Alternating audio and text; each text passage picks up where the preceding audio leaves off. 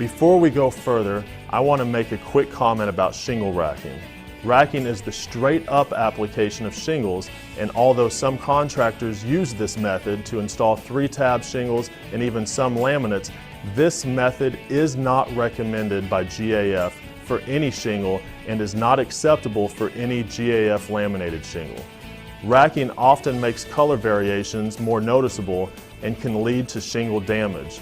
It can also result in missing fasteners, which increases the risk of blow-offs.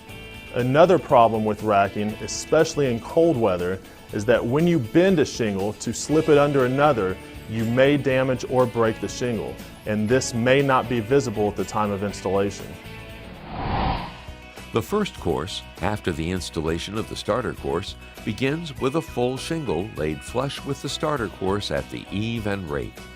Move left to right or right to left, but not straight up the roof in a rack. Place the shingle so that it is flush with the starter course, overhanging the eave or drip edge by 1/4 to 3/4 of an inch.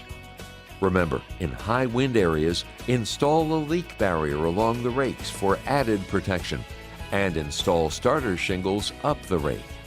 Place the second shingle next to the first. Then continue across the roof.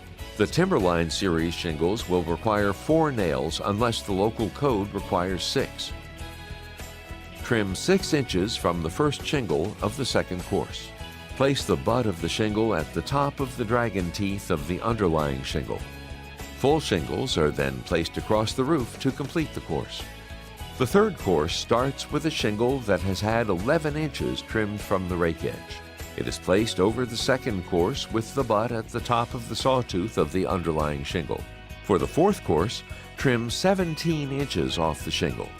Full shingles are then placed across the roof to complete the course. On the fifth course, the pattern starts over with a whole shingle. Install the next course, course 6, the same as course 2. The easiest way to get a clean, straight edge is to snap a chalk line along the overhang you want and cut the shingles to the line.